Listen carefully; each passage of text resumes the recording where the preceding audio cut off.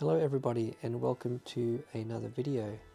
Today's video is quite different to my other videos on my channel, mainly because it is not a performance, but I'll be talking about my Hauptwerk setup.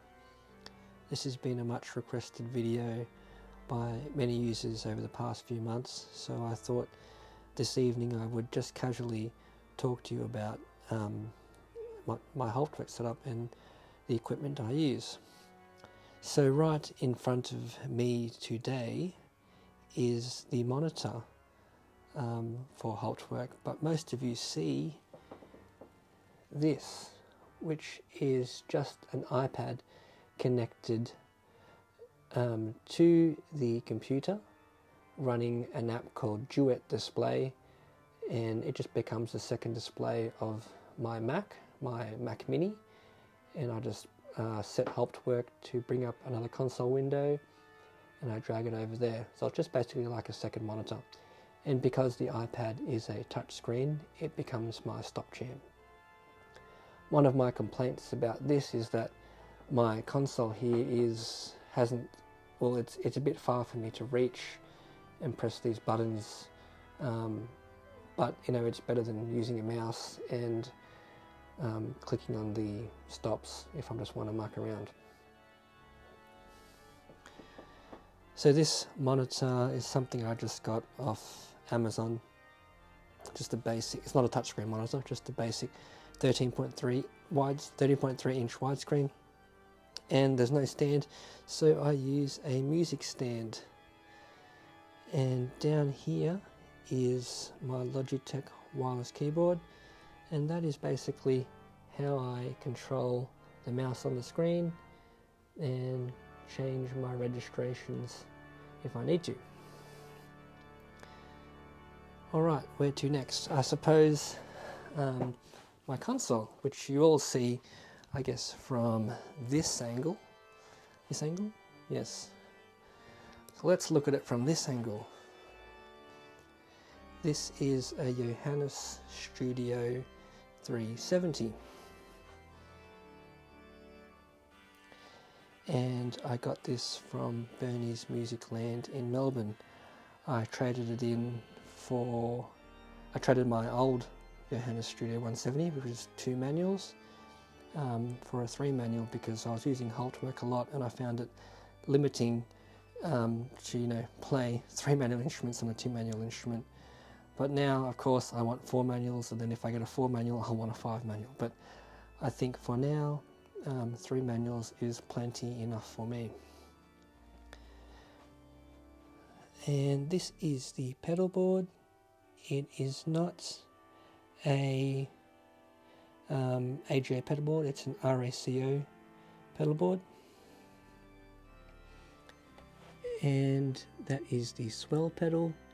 And that little foot switch is just it just acts as a key press, and it's USB, and I assign that to the stepper on Hauptwerk so I can step through my registrations without using a piston.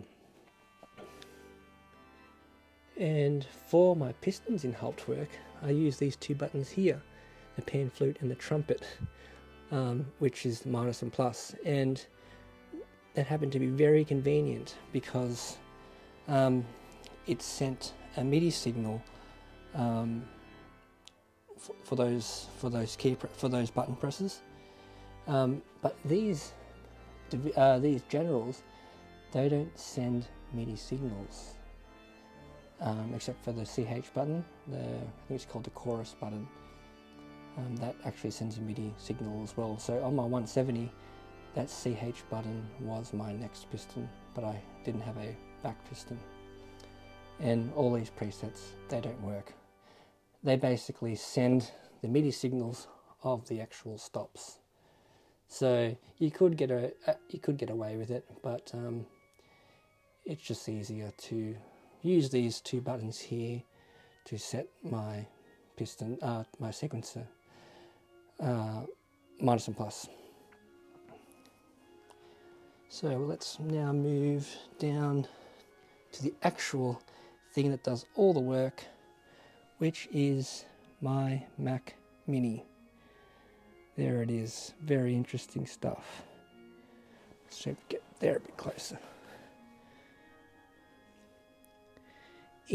I used to run everything off a MacBook Pro, which only had 16 gig RAM, but that was limiting in loading sample set sizes. And so I invested in a Mac Mini because I wanted to run Hauptwerk on a Mac. I'm just used to running Mac devices. And yeah, it was just a seamless install. And I have to have an external drive over here because the sample sets of Hauptwerk are quite large. So I install Hauptwerk onto a external drive and load all my samples from there. So it takes a bit of time to load because it's just a standard USB 3 hard drive. And that camera down there, sorry my face is obscured by my couch, is what I use for the OBS software to route my audio for my microphone. And I'm actually using my Rode microphone right now, so it's not actually plugged in. And if I go off site, I use the camera as an actual camera. And that's my pedal camera, which is a Zoom Q2N. Sorry, and that is a Zoom Q4N, which is not available anymore. I think it's a superseded model. So I basically use it just like as a USB microphone, and the output is routed to my Rode Wireless Go. And for the main camera, it's just a webcam. Very simple stuff on a tripod. And I also have this microphone boom stand, which I happen to hang my suit jacket when I do some recordings, and that's for the overhead angle. But I rarely use that these days. There's too much going on. So that is about it, I guess, from that point of view. And so how I do my recordings have changed over the past few months. I mainly use OBS. Let's see if I can load that up.